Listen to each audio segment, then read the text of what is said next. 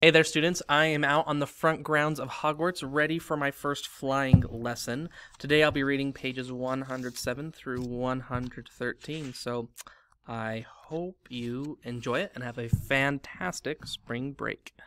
Chapter 9, The Midnight Duel. Harry had never believed he would meet a boy he hated more than Dudley, but that was before he met Draco Malfoy. Still, first-year Gryffindors only had potions with the Slytherin, so they didn't have to put up with Malfoy much. Or at least, they didn't until they spotted a notice pinned up in the Gryffindor common room, which made them all groan. Flying lessons would be starting on Thursday, and Gryffindor and Slytherin would be learning together. Typical, said Harry darkly. Just what I always wanted, to make a fool of myself on a broomstick in front of Malfoy. He had been looking forward to flying more than anything else. You don't know you'll make a fool of yourself, said Ron reasonably. Anyway, I know Malfoy's always going to talk about how good he is at Quidditch, but I bet that's all talk. Malfoy certainly did talk about flying a lot. He complained loudly about first years never getting in the house Quidditch teams, and told long, boastful stories which always seemed to end with him narrowly escaping muggles in helicopters. He wasn't the only one, though. The way Seamus Finnegan told it, he'd spent most of his childhood zooming around the countryside on his broomstick. Even Ron would tell anyone who'd listen about the time he'd almost hit a hang glider on Charlie's old broom. Everyone from wizarding families talked about Quidditch constantly. Ron had already had a big argument with Dean Thomas, who shared their dormitory, about football. Ron couldn't see what was so exciting about a game with only one ball and where no one was allowed to fly. Harry had caught Ron prodding Dean's poster of West Ham football team, trying to make the players move. Neville had never been on a broomstick in his life, because his grandmother had never let him near one. Privately, Harry felt she'd had a good reason, because Neville managed to have an extraordinary number of accidents, even with both feet on the ground. Hermione Granger was almost nervous about flying as Neville was. This was something you couldn't learn by heart out of a book, not that she hadn't tried. At breakfast on Thursday, she bored them all stupid with flying tips she'd got out of a library book called Quidditch Through the Ages. Neville was hanging on to her every word, desperate for anything that might help him hang on to his broomstick later, but everyone else was very pleased when Hermione's lecture was interrupted by the arrival of the post. Harry hadn't had a single letter since Hagrid's note, something that Malfoy had been quick to notice, of course. Malfoy's eagle owl was always bringing him packages of sweets from home, which he opened gloatingly at the Slytherin table. A barn owl brought Neville a small package from his grandmother. He opened it excitedly and showed them a glass ball the size of a large marble, which seemed to be full of white smoke. "It's a Remembrall," he explained. "Gran knows I forget things. This tells you if there's something you've forgotten to do. Look, you hold it tight like this, and if it turns red—" Oh. His face fell because the Remembrall had suddenly glowed scarlet. "You've forgotten something." Neville was trying to remember what he'd forgotten when Draco Malfoy, who was passing the Gryffindor table, snatched the Remembrall out of his hand. Harry and Ron jumped to their feet. They were hoping for a reason to fight Malfoy, but Professor McGonagall, who could spot trouble quicker than any teacher in the school, was there in a flash. "What's going on?" "Malfoy's got my Remembrall, Professor." Scowling, Malfoy quickly dropped the Remembrall back on the table. "Just looking," he said, and he sloped away with Crabbe and Goyle behind him. At 3:30 that afternoon, Harry and Ron and the other Gryffindors hurried down the front steps into the grounds for their first flying lesson. It was a clear, breezy day, and the grass rippled under their feet as they marched down the sloping lawns toward a smooth lawn on the opposite side of the grounds to the Forbidden Forest, whose trees were swaying darkly in the distance. The Slytherins were already there, and so were 20 broomsticks lying in neat lines on the ground. Harry had heard Fred and George Weasley complain about the school brooms, saying that some of them started to vibrate if you flew too high, or always flew slightly to the left. Their teacher, Madam Hooch, arrived. She had short, gray hair and yellow eyes like a hawk. "Well, what are you waiting for?" she barked. "Everyone stand by a broomstick. Come on, hurry up." Harry glanced down at his broom. It was old, and some of the twigs stuck out at odd angles. "Stick your right hand over your broom," called Madam Hooch at the front, "and say, 'Up.'" "Up!" everyone shouted. Harry's broom jumped into his hand at once, but it was one of the few that did. Hermione Granger's had simply rolled over the ground, and Neville's hadn't moved at all. Perhaps brooms, like horses, could tell when you were afraid, thought Harry. There was a quaver in Neville's voice that said only too clear that he wanted to keep his feet on the ground. Madam Hooch showed them how to mount their brooms without sliding off the end, and walked up and down the rows, correcting their grips. Harry and Ron were delighted when she told Malfoy he'd been doing it wrong for years. "Now when I blow my whistle, you kick off the ground hard," said Madam Hooch. "Keep your broom steady, rise a few feet, and then come straight back down by leaning forwards slightly. On my whistle. 3, 2... But Neville, nervous and jumpy, and frightened of being left on the ground, pushed off hard before the whistle had touched Madam Hooch's lips. "Come back, boy!" she shouted, but Neville was rising straight up like a cork shot out of a bottle. 12 feet, 20 feet. Harry saw his scared, white face looking down at the ground falling away, saw him gasp, slid sideways off the broom, and... wham! A thud and a nasty crack, and Neville lay face down on the grass in a heap. His broomstick was still rising higher and higher, and started to drift lazily toward the forbidden forest and out of sight. Madam Hooch was bending over Neville, her face as white as his. "Broken wrist," Harry heard her mutter. "Come on, boy. It's all right. You get up you get." She turned to the rest of the class.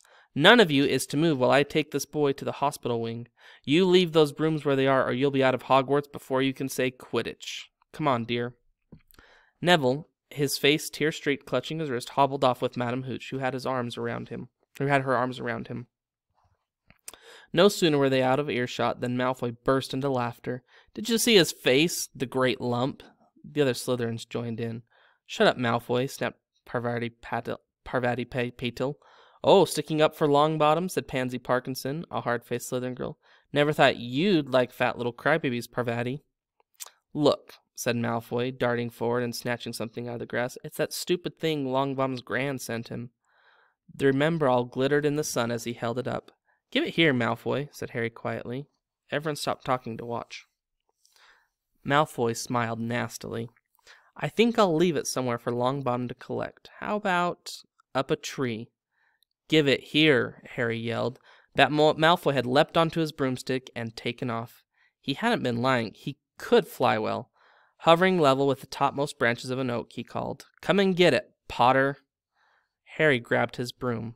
"No!" shouted Hermione Granger. "Madam Hooch told us not to move. You'll get us all into trouble." Harry ignored her. Blood was pounding in his ears. He mounted the broom and kicked hard against the ground, and up he soared. Air rushed through his hair, and his robes whipped out behind him. And in a rush of fierce joy, he'd realized he'd found something he could do without being taught. This was easy. This was wonderful. He pulled the broomstick up a little to get it even higher, and heard screams and gasps of the girls on the ground, and an admiring whoop from Ron. He turned his broomstick sharply to face Malfoy in midair. Malfoy looked stunned. "Give it here," Harry called, "or I'll knock you off that broom." "Oh, yeah?" said Malfoy, trying to sneer, but looking worried. Harry knew somehow what to do.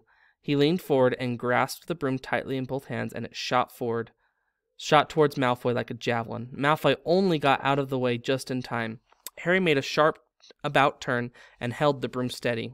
A few people below were clapping. "No Crabbe and Goyle up here to save your neck, Malfoy," Harry called. The same thought seemed to have struck Malfoy. "Catch it if you can, then," he shouted, and he threw the glass ball high into the air, and it streaked back towards the ground. Harry saw, as though in slow motion, the ball rise up in the air and then start to fall. He leaned forward and pointed his broom handle down. Next second, he was gathering speed in a steep dive, racing the ball. Wind whistled in his ears, mingled with the screams of people watching. He stretched out his hand. A foot from the ground, he caught it, just in time to pull his broom straight, and he toppled gently onto the grass with the remember all clutched safely in his hand. "Harry Potter!" His heart sank faster than he'd just dived. Professor McGonagall was running towards them. He got to his feet, trembling. Never, in all my time at Hogwarts. Professor McGonagall was almost speechless with shock, and her glasses flashed furiously. "How dare you? You might have broken your neck." "It wasn't his fault, Professor." "Be quiet, Miss Patil." "But Malfoy—" "That's enough, Mr. Weasley. Potter, follow me, now." Harry caught sight of Malfoy, Crabbe, and Goyle's triumphant faces as he left, walking numbly in Professor McGonagall's wake as she strode towards the castle. He was going to be expelled. He just knew it. He wanted to say something to defend himself, but there seemed to be something wrong with his voice. Professor McGonagall was sweeping along without even looking at him. He had to jog to keep up. Now he'd done it. He hadn't even lasted 2 weeks. He'd be packing his bags in 10 minutes. What would the Dursleys say when they turned up on the doorstep? Up the front steps, up the marble staircase inside, and still Professor McGonagall didn't say a word. She wrenched open the doors and marched along corridors with Harry trotting miserably behind her.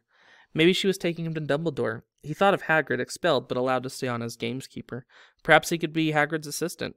His stomach twisted as he imagined it, watching Ron and the others become wizards while he stumped around the grounds, carrying Hagrid's bag. Professor McGonagall stepped outside a classroom. She opened the door and poked her head in sight. "Excuse me, Professor Flitwick, could I borrow Wood for a moment?" Wood, thought Harry, bewildered. Was Wood a cane she was going to use on him?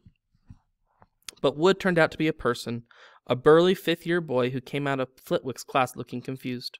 "Follow me, you two," said Professor McGonagall, and they hurried up the corridor, Wood looking curiously at Harry. "In here." Professor McGonagall pointed them into a classroom which was empty except for Peeves, who was busy writing rude words on the blackboard. "Out, Peeves," she barked. Peeves threw the chalk into a bin, which clanged loudly, and he swooped out cursing. Professor McGonagall slammed the door behind him and turned to face the two boys. "Potter, this is Oliver Wood. Wood, I've found you a seeker." Wood's expression changed from puzzlement to delight. "Are you serious, Professor?" "Absolutely," said Professor McGonagall crisply. "The boy's a natural. I've never seen anything like it. Was that your first time on a broomstick, Potter?" Harry nodded silently. He didn't have a clue what was going on, but he didn't seem to be being expelled, and some of the feeling started coming back to his legs. "He caught that thing in his hand after a 50-foot dive," Professor McGonagall told Wood. "Didn't even scratch himself. Charlie Weasley couldn't have done it." Wood was now looking as though all his dreams had come true at once. "Ever seen a Quidditch game, Potter?" he asked excitedly. "Wood's captain of the Gryffindor team," Professor McGonagall explained. "He's just the build for a seeker, too," said Wood, now walking around Harry and staring at him. "Light, speedy. We'll have to get him a decent broom, Professor, a Nimbus 2000, or a Clean Sweep 7, I'd say." "I shall speak to Professor Dumbledore and see if we can't bend the first-year rule. Heaven knows we need a better team than last year. Flattened in that last match by Slytherin, I couldn't look at Severus Snape in the face for weeks." Professor McGonagall peered sternly over her glasses at Harry. "I want to hear you're training hard, Potter, or I may change my mind about punishing you." Then she suddenly smiled. "Your father would have been proud," she said. "He was an excellent Quidditch player himself." Thank you for listening. Have a great spring break.